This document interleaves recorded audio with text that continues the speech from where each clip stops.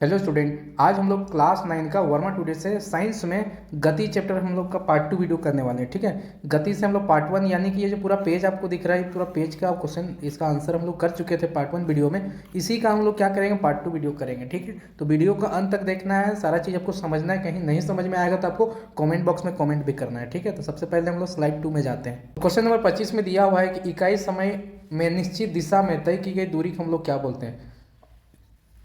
जब हम लोग का इकाई समय में है ना, एक यूनिट समय में एक निश्चित दिशा जब आ जाएगा ना, तो उसको हम लोग वेग बोलते हैं। ठीक है, जब जब तक दिशा नहीं होता तब तक उसको चाल बोलेंगे, स्पीड बोलते हैं। लेकिन जैसे ही दिशा यानी डायरेक्शन उसमें आ जाता है उसको हम लोग वेग, वेलोसिटी बोलने लग जाते हैं। ठीक है, तो इसका सही आंसर होगा वेलोसिटी।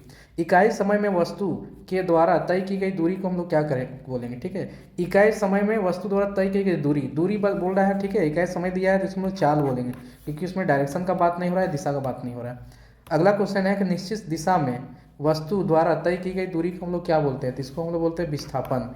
ठीक है, निश्चित दिशा में वस्तु द्वारा तय की गई दूरी को हम लोग विस्थापन बोलते हैं। अगला क्वेश्चन है कि वेग में परिवर्तन की दर, वेग में जब परिवर्तन हो जाता है यानी स्पीड में परिवर्तन हो जाएगा तो उसको हम लोग क्या बोलते हैं, उसको हम लोग बोलते हैं त्वरण। ठीक है, त्वरण का एक फॉर्मूला भी है, आगे चल के हम लोग देखेंगे। विस्थापन की दर, तो विस्थापन की दर को हम लोग क्या बोलते हैं, विस्थापन की जो दर है उसको हम लोग बोलते हैं वेग। ठीक है, विस्थापन की दर को हम लोग वेग बोलेंगे। एक समान गति की अवस्था में त्वरण कितना होता है। अगर कोई कोई कोई जो वस्तु है जो कि एक समान गति कर रहा है, उसमें मतलब गति में परिवर्तन नहीं हो रहा है, तो उसका त्वरण जो होगा कितना होगा, शून्य हो जाएगा। ठीक है, इनमें से कौन ऋणात्मक नहीं हो सकता है, तो ऋणात्मक कौन नहीं हो सकता, पथ की लंबाई को, वेग, त्वरण, इनमें से कोई भी नहीं। तो इसका सही आंसर होगा पथ की लंबाई कभी माइनस में नहीं हो सकता है। हम लोग कभी ऐसा नहीं बोलते हैं कि हम माइनस में 10 किलोमीटर आज ज़्यादा चले हैं। ठीक है, ऋणात्मक त्वरण का क्या कारण है, तो क्या कहलाता है, सॉरी, ऋणात्मक त्वरण जो है क्या कहलाता है ये आपको बताना है। ठीक है, तो ऋणात्मक कब होता है, जब कोई चीज़ बहुत ज़्यादा स्पीड से चल रहा है, उसमें हम लोग ब्रेक यूज किए। ठीक है, तो क्या उसको हम लोग धीमा कर दिए, धीमा करने से क्या हुआ, उसका जो त्वरण उत्पन्न हुआ वो कैसा है, वो ऋणात्मक त्वरण होगा। ठीक है, तो उसको हम लोग क्या बोलेंगे, उसको हम लोग बोलते हैं मंदन। ठीक है, यानी कि धीमा होना उसको बोलेंगे। अगला क्वेश्चन है 33 नंबर में कि निम्न में से कौन सा संबंध सही है, तो दूरी बराबर चाल बटा समय, या दूरी बराबर समय बटा चाल, या दूरी बराबर 4 गुना समय, या दूरी बराबर 1 बटा चाल गुना समय। तो इसमें से अगर हम लोग देखेंगे, अगर मैन फार्मूला हम लोग देखें तो इसका फार्मूला होता है कि चाल बराबर, ठीक है, हम लोग क्या जानते हैं, चाल बराबर होता है दूरी बटा समय, दूरी बटा समय होता है। अगर यहाँ से हम लोग क्या करेंगे, दूरी अगर निकालते हैं तो समय उधर ले जाके गुना करना होगा, यानी चाल गुना समय हो जाएगा इसका सही आंसर। ठीक है, अगला क्वेश्चन है कि निम्न में कौन सा संबंध सही है। इसमें भी आपको संबंध स्थापित करना है कि कौन सा संबंध सही है। तो वेग बराबर क्या होता है, विस्थापन बटा समय, वेग बराबर दूरी बटा समय, वेग बराबर दूरी गुना समय, है इनमें से कोई नहीं, तो ऑप्शन नंबर ए होगा इसका सही आंसर।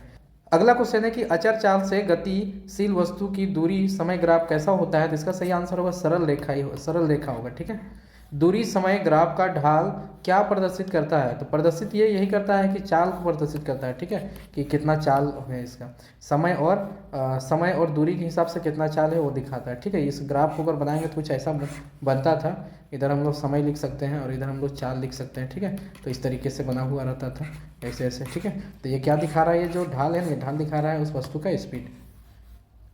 वेग समय का वक्र द्वारा घिरा क्षेत्र हो देता है, तो ये वेग और समय द्वारा वक्र में जो घिरा हुआ क्षेत्र होता है वो क्या देता है। ठीक है, अगर ग्राफ में अगर पढ़े होंगे तो इसका बता सकते हैं, ये विस्थापन को बताता है। ठीक है, वेग समय ग्राफ का ढाल क्या प्रदर्शित करता है, तो वेग और समय का जो ग्राफ है ना, ये हम लोग का त्वरण को दिखाता है। ठीक है, त्वरण को प्रदर्शित करता है। क्वेश्चन नंबर 40 है, चाल समय ग्राफ के अंतर्गत क्षेत्रफल दर्शाता है। चाल और समय अगर उसके बीच का दूरी, उसका बीच का जो क्षेत्रफल है वो क्या दिखाता है, तो ये दूरी को दिखाता है। ठीक है, कुछ और क्वेश्चन है जिसको जल्दी से हम लोग कर लेते हैं कि एक वस्तु समान वेग से चल रहा है, तो समान वेग है उसका त्वरण क्या होगा, तो समान वेग है तो त्वरण होगा 0। क्या किसी वस्तु के एक समान गति के लिए समय दूरी ग्राफ की प्रकृति क्या होती है। ठीक है, तो इसका सही आंसर होगा कि सरल रेखा होगा, क्योंकि एक समान दूरी है तो सरल रेखा बनेगा। किसी वस्तु के असमान गति के लिए समय दूरी ग्राफ की प्रकृति क्या होगी, तो ये एक वक्रीय बनेगा। ठीक है, क्योंकि समय और जो गति है वो क्या, उसमें परिवर्तन आ रहा है, कभी ज़्यादा चलेगा कभी कम चलेगा। ठीक है, तो इससे वक्रीय रेखा बन जाएगा। ठीक है, अगला क्वेश्चन है, एक समान वृत्तीय गति में क्या होता है, तो ऑप्शन नंबर डी हो जाएगा, ठीक है, कि चाल अचर और वेग चर रहता है, ठीक है। अगला क्वेश्चन है वृत्तीय गति में, वृत्तीय गति में क्या होता है, गति की दिशा लगातार बढ़ती रहती है, ठीक है, तो गति की दिशा हमेशा बढ़ता रहता है। वृत्तीय गति के लिए कौन सा सत्य है, कौन सत्य है ये बताना है। तो वृत्तीय गति जो है स्थिर गति है, शून्य त्वरण है, निरंतर गति है या गति परिवर्तन है, तो इसका सही आंसर निरंतर गति है, ठीक है। अगला क्वेश्चन है यदि दो राशि पर परस्पर सरल रेखा हो और दोनों राशियां कैसी होंगी, अचर होंगी, बराबर होगी, अनुक्रमानुपाती होंगी या योजक्रमानुपाती होंगी, तो इसका सही आंसर होगा अनुक्रमानुपाती होंगी, ठीक है। निम्न में से कौन सा सही है वो बताना है। तो ये फार्मूला सिंपली आपसे पूछा गया था, हम लोग पढ़े हैं कि वी स्क्वायर बराबर यू स्क्वायर प्लस 2as, ये वाला फार्मूला हम लोग का सही फार्मूला है, ठीक है। ऑप्शन नंबर ए, निम्न में कौन सही है, ये भी एक फार्मूला है, ठीक है। तो बताना है आपको कौन सा समीकरण है ये सही समीकरण है। तो हम लोग पढ़े थे v बराबर यू प्लस 80, ठीक है, ये हम लोग का क्या है सही समीकरण है। अगला क्वेश्चन है कि इसमें से कौन सही नहीं है वो बताना है, ठीक है। हम लोग जानते हैं s बराबर u t plus half a t square, ये भी जानते हैं, u square plus v square बराबर 2as, ये भी हम लोग जानते हैं, ठीक है। ये यहाँ पर अब गलत हो सकता है, ठीक है, क्योंकि वी स्क्वायर बराबर यू स्क्वायर प्लस 2as होता है और वी बराबर यू प्लस 80 होता है, ठीक है। तो ये सब है, ऑप्शन नंबर डी होगा इसका सही आंसर।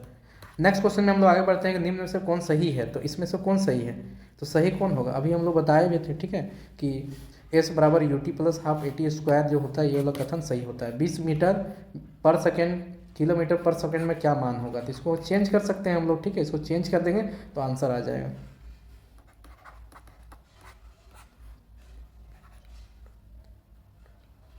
तो 18/5 से इसको गुना कर देंगे तो ये कट के कितना हो जाएगा, 4 गुना 18, 18 18 चौक 72 किलोमीटर पर आवर, ठीक है। तो किलोमीटर पर आवर में करना होता है तो 18/5 से गुना कर देंगे, ठीक है। 18 किलोमीटर को मीटर पर सेकंड में करना है तो ये कितना हो जाएगा, तो इसका उल्टा कर देना है कि 18 आया हुआ है तो 18/5 से भी गुना किए तो 5/18 से गुना कर देते हैं, ठीक है। तो 18 से 18 कट जाएगा तो 5 मीटर पर सेकेंड इसका सही आंसर हो जाएगा, ठीक है। Option number D. 36 किलोमीटर को भी तो इसका तुल्य बताना है मीटर पर सेकेंड में, तो 36 को भी गुना कर देंगे कितना से, 5/18 से गुना करेंगे, 18 दूना 36, 18 दूना 36 और 2 पचे 10 मीटर पर सेकेंड, ठीक है। तो 10 मीटर पर सेकेंड इसका सही आंसर हो जाएगा। तो इस क्वेश्चन को ऐसे बनाएंगे, यदि एक व्यक्ति पूरब की ओर 6 मीटर और उत्तर की ओर 8 मीटर जाता है तो उसका विस्थापन कितना होगा। तो हम लोग सबसे पहले पूरब की ओर 6 मीटर चल गए, उसके बाद यहाँ से उत्तर की ओर यानी कि उत्तर की ओर 8 मीटर चल गए, ठीक है।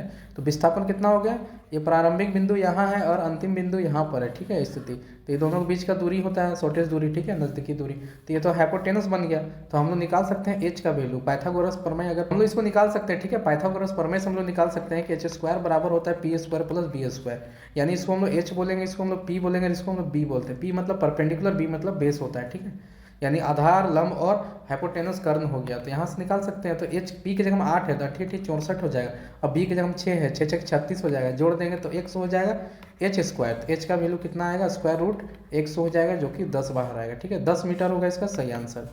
तो इस जो पहला सेकंड जो स्लाइड था इसमें जितना भी क्वेश्चन है इसको हम लोग आराम से अच्छे तरीके से समझते हुए इसको कंप्लीट कर लिए हैं। आई होप कि आपको समझ में आया होगा। समझ में आया तो इस वीडियो को लाइक करके और इस वीडियो को अपने दोस्तों के साथ शेयर भी करेंगे, और साथ में इस चैनल को सब्सक्राइब करके बेल आइकन को हिट कर लीजिए ताकि इसी तरह का वीडियो अपडेट आपको हमेशा मिलता रहे। मिलेंगे हम लोग नेक्स्ट वीडियो में, तब तक के लिए जय हिंद, जय झारखंड।